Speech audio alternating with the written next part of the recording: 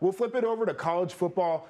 Mike Leach had some really interesting comments regarding the Kentucky Derby and also college football. He said that horse winning the Kentucky Derby today is a good example of why an expanded college football playoff is needed. That horse hadn't won all the races leading up, but it got a chance, and that's what happened. So our friend Brooke Fletcher sent that in a message to us this morning, and so we thought we'd let her crash the party here. For Say It Louder. Thanks for letting me join, guys. Well, I got a couple of questions, and Brooke, I'll allow you to go first. Does he have a point? I think so. I mean, we've talked about this, a lot here on the show, whether they should expand the playoffs or not.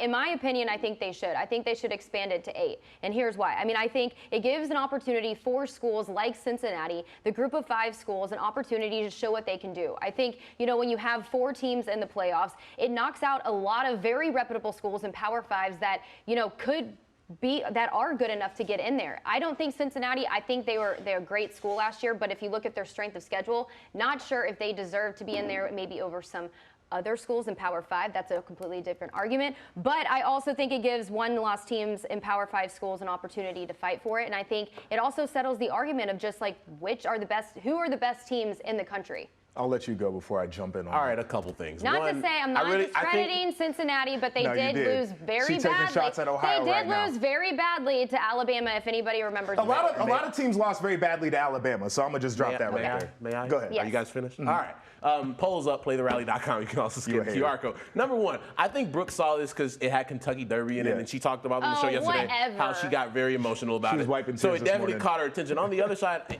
it's so much of a reach.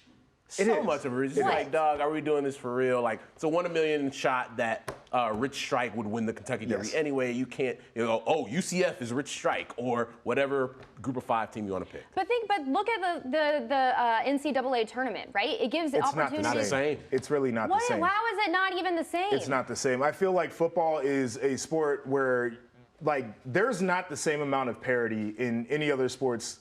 I guess there's more parity in college basketball than there is in college football. Like, you look at teams that play in the same conference. Vanderbilt is certainly not in the same league as Alabama, LSU, Auburn, whoever you want to say, Georgia in the SEC. Not trying to take shots at the conference that I played in, but Rutgers in Ohio State, we play those cats after 3 quarters, we'd be up by 48 points. And I think the difference between a top 4 school and even a top 15 school in college football might be 3 touchdowns depending on the night. Ohio State put up 48 points in the first half against Michigan State, and Michigan State was a top 10 team heading into the final weeks of the CFP this year. So to me, expansion, yes, but to say that a long shot like that's going to win a championship, that ain't happening. You never know. No, would anybody have expected? We know. Cincinnati was fantastic. Exactly. Nobody would have thought Cincinnati was going to win a championship. And you see what happened. They didn't.